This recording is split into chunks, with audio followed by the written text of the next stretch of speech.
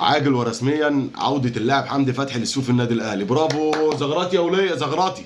نعمل ايه، نزغرط احنا بقى دلوقتي ولا نعمل ايه؟ هو ايه العبث اللي احنا فيه ده؟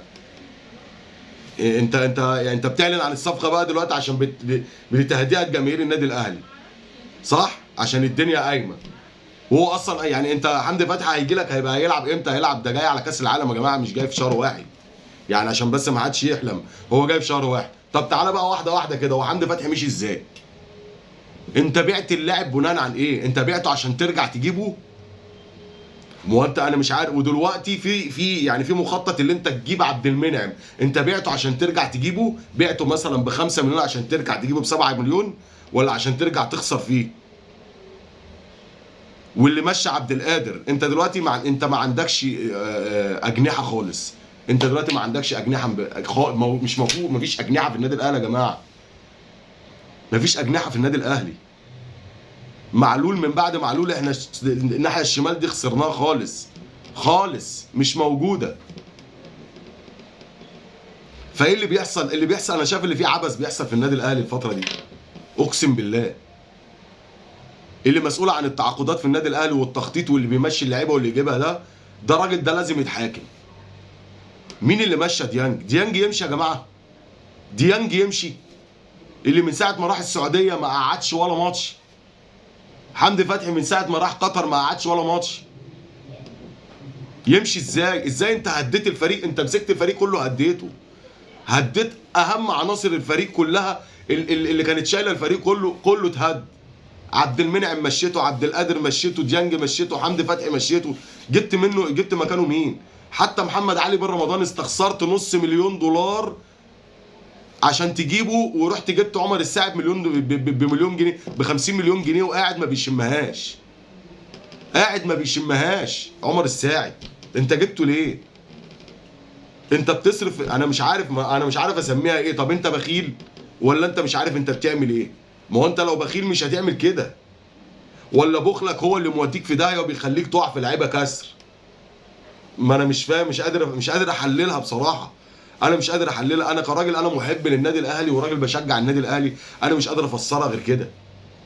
انا بحيي نادي الزمالك النهارده بقى، نادي الزمالك النهارده بيكسب المصري تمام باقل امكانياته من غير مدرب. الفريق ده لو معاهم فلوس، الناس دي معاها ضغوطات وعليها بص بلاوي، عليها بلاوي اقسم بالله العظيم. ناس غيرهم ما يقفوا على رجلهم ولا يلعبوا كوره تاني.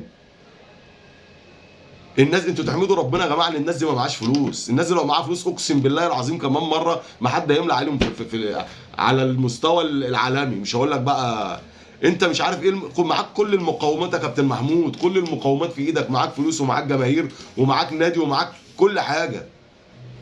ليه البخل اللي انت فيه دوت؟ مش عارف. اوعى تراهن على صبر جماهير النادي الاهلي يا كابتن محمود، عشان احنا الصبر بتاعنا لما بينفذ ما بنشوفش حد. احنا ما بنشوفش غير الكيان بس. النادي الاهلي هو اللي فوق، اي حد تاني تحت. ولا هتقول لي كابتن محمود ساعتها هنمسح تاريخك، ولا تقول لي كابتن محمود خطيب، ولا هتقول لي اداره، ولا هتقول لي لاعبين. احنا ما بنبصش لحد غير الكيان. هتشيل الكيان فوق دماغك هنحطك فوق دماغنا، مش هتشيله بالسلامه يجي غيرك. احنا ولا بنبكي على لاعب، ولا بنبكي على مدير ولا رئيس مجلس اداره النادي، ولا عضو، ولا الكلام ده كله. احنا بنبكي على حاجه واحده بس، الكيان. انا شايف اللي بيحصل في النادي الاهلي ده عبث، زي علامه استفهام الكبيره اللي على مشان سيد عبد الحفيظ، مش عارفين ليه لغايه دلوقتي. بس انا شايفها اللي هي قرار سياسي، اللي هو مرتضى منصور. طب انا همشي، لا يبقى تمشي بقى سيد عبد الحفيظ، ما تجيش غير كده. مش لاقي اي مبرر غير كده، اللي هي قرار يعتبر قرار سياسي. ده يمشي خلاص، ده يمشي، مش شايفها غير كده. انما اللي بيحصل ده عبث. انا امشي حمدي فتحي عشان اجيب حمدي فتحي، امشي ديانج عشان اجيب ديانج، امشي بتاع دوت عبد القادر عشان اجيب عبد القادر، امشي عبد المنعم عشان ارجع اتفاوض اجيبه. ايه ده ايه ده ايه ده؟ مفيش حد بيعمل كده في الدنيا.